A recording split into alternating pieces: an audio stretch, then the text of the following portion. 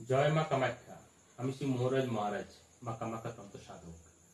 আজ আমি আলোচনা করব কর্কট রাশিতে বুধের বিপরীতমুখী হওয়ার ফলে কোনো কোনো রাশির ক্ষেত্রে অতীতের সম্পর্ক খারাপভাবে ফিরতে পারে, কাজ অসমাপ্ত থাকতে পারে, ভুল বোঝাবুঝি ভোগাতে পারে, সিদ্ধান্ত গ্রহণের ক্ষমতা হ্রাস পাবে। শুনতে থাকুন কোন কোন রাশির ক্ষেত্রে কি কি সমস্যা আসতে পারে।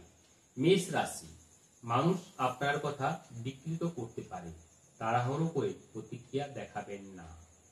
বৃষ রাশি, চাপা আবেগ প্রকাশ পেতে পারে, আপনার হৃদয়ের অনুভূতি শেয়ার করুন, সেগুলো ভেতরে চেপে রাখবেন না। মিথুন রাশি, বন্ধুদের সাথে ভুল বোঝাবুঝি হতে পারে, পুরনো বন্ধুদের সাথে দেখা করতে পারেন, পুরনো ভুলে ক্ষমা চাইতে পারেন। কর্কট রাশি, নিজের উপর আস্থা হারাবেন, আর্থিক অসুবিধা হতে পারে, এই সময় বিনিয়োগ, ঋণ এড়িয়ে চলুন।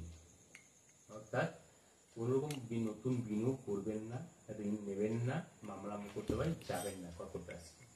সিংহ রাশি, পুরনো ধারণাগুলি ভুল প্রমাণ হতে পারে, নতুন কিছু শিখুন, একটি নতুন পদ্ধতি গ্রহণ করুন, অসম্পূর্ণ সম্পর্কগুলি আবার মাথাচাড়া দিতে পারে, কথা বলার সময় ধৈর্য ধরুন।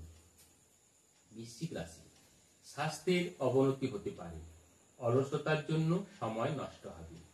ধনু রাশি, আবেগের বশে কিছু করবেন না, কোনো ছোট মেয়েকে একটি কলম এবং কাগজ দান করুন, তাতে আপনি উপকৃত হবেন। মকর রাশি, পারিবারিক বিষয়ে বিভ্রান্তি তৈরি হতে পারে, তর্ক এড়িয়ে চলুন, ঝগড়া থামাতে মধ্যস্থতা করুন।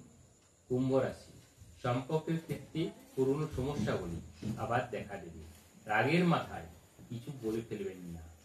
মীন রাশি, খরচ হঠাৎ বেড়ে যেতে পারে, আপনার বাজেট নিয়ন্ত্রণ করুন, হয়তো খরচ করবেন না। তাই এই উল্লেখিত রাশিগুলি একটু সতর্ক থাকুন, তাহলে হয়তো আপনার জীবনে অশান্তি আপনি এড়াতে পারবেন। কর্কট রাশিটি বুধের বিপরীতমুখী হওয়ার ফলে এইসব রাশি কিছু কিছু সমস্যা আসতে পারে, যেগুলো আমি আলোচনা করলাম। মন দিয়ে মনে রাখবেন এবং সতর্ক থাকবেন। যাই হোক, এখানে শেষ করছি। ভালো থাকুন।